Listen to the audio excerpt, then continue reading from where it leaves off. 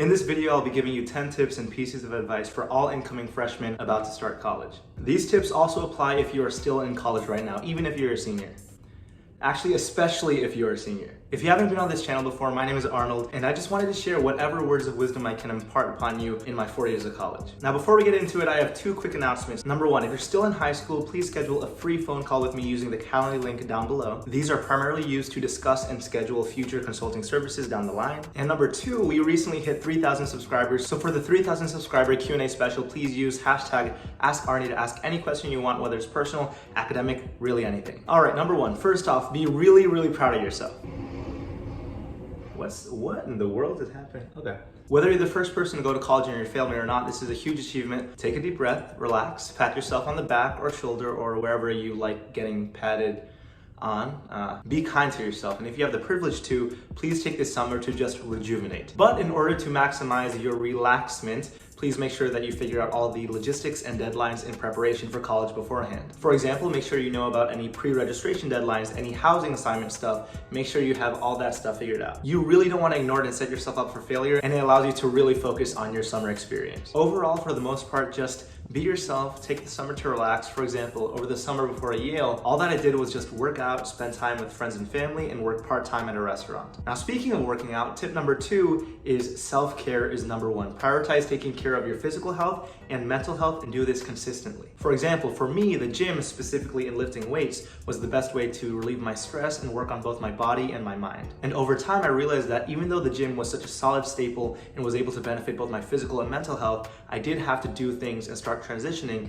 into targeting my mental health more directly. I did this through practicing habits such as gratitude, through journaling and prayer, as well as through meditation and learning how to be more mindful and in the moment, because I tend to overthink a lot of stuff. We all start somewhere, so start small and make little progress every day. The main reason why people aren't able to do it consistently is because they start off so strong, when in reality, all you need to do is just improve yourself by 0.1% every single day. For example, you can start off by simply walking every single day. This is an excellent way to improve both your physical and mental health. Also in college, you'll be doing a lot of this naturally anyway, so. Now, number three ties in directly to number two, and that is to maintain these consistent routines and habits. College is gonna be a very hectic time on so many different levels, so having habits will allow you to have control over your life and over your busy schedule. By this, I mean establishing a specific morning routine and night routine that works well for you. You can also eventually start developing skincare routines, diet routine, workout routines, study routines, the list goes on and on. And once again, start doing these things little by little so that you don't get overwhelmed, because once again, we're in this for the long term, not the short term. Number four is really important, and that is to be proactive. And I mean that in every sense of the word. Being proactive is such a great lifelong skill to have. For example, through my proactivity, is that even a word?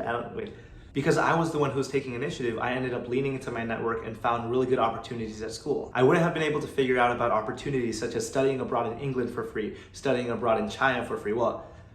Yeah, that didn't really happen because of COVID, but you get the gist. And of course, some schools have more resources than others, but at the end of the day, it is what you make out of it. The honest truth is there isn't as much structure in college as there is in high school, and there won't be as many people pushing you to do stuff. So you're gonna be the one who has to take action on how your college life is gonna look like. If you wanna spend that time gaming in your dorm or getting out of the dorm and meeting new friends, honestly, it's up to you, but for the most part, I would say try to get out of your comfort zone and try doing different things and take initiative, be proactive.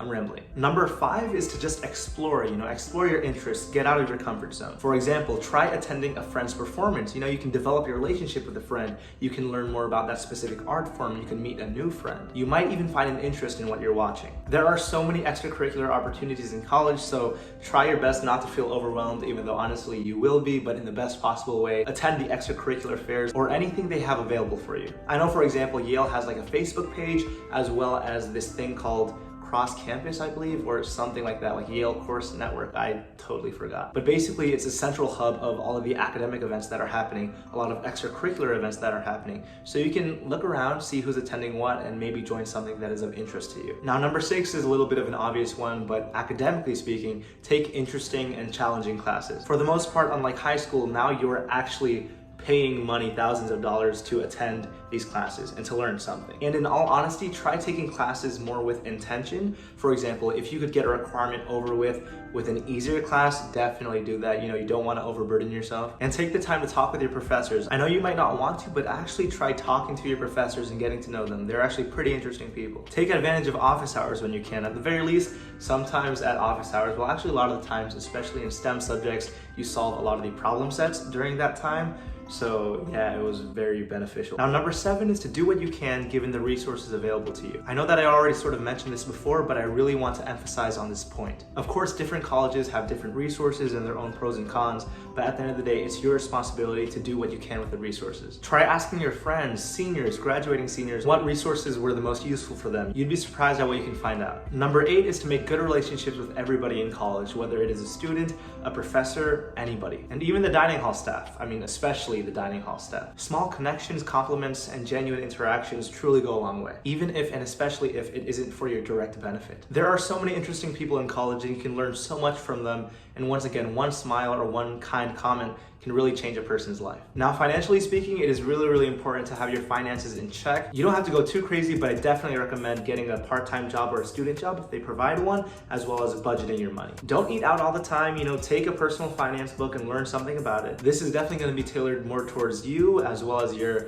financial and family background. As a low-income student at Yale, I was honestly very, very blessed with a full ride to attend the college, but also there's so many expenses that aren't accounted for. And in order to pay for those unaccounted expenses, I also worked many student jobs to have my own money so I can support myself, my family, and also enjoy the college life a little bit more. Now, number 10 is also a really, really important one, and that is to be intentional. I'm touching my right nipple right now, and I'm not ashamed of it at all. Especially with relationships, you're gonna meet so many people in college, and relationships, genuine friendships, take time and effort. Remember that. There are gonna be many times where you have to be intentional about meeting up with them and spending time with them. I can go on and on about this topic, but just be intentional. A bonus tip is to advocate for yourself. Whether you're in a class or an extracurricular or even at the dining hall, you deserve to be there, you're worthy, and the reason why you're in the college is because you're able to add value to it. So express your opinion, don't be afraid. You don't wanna be a lime loser. You don't wanna be a normie, okay? Now, truly last but not least, this is like the 12th tip. Y'all are getting like a 10 for 12 deal. No, that's a 12 for 10. Yeah, so basically the last tip is to just have fun, kind of like in my last video. College, the 4 years are gonna truly just fly by. I'm saying this all emotional and sappy, but whatever, it's true. Truly just make the most out of it. Be proactive, be intentional, but just enjoy the ride. So obviously these pieces of advice are just touching the surface on these topics. So if you want any videos on a specific topic, please let me know. But if you enjoyed this video, please consider liking, commenting, and subscribing. It truly does help out the channel a lot. So comment down below for the hashtag AskArnieQ&A, as well as what you want to see in the future. So thank you so much. Peace out.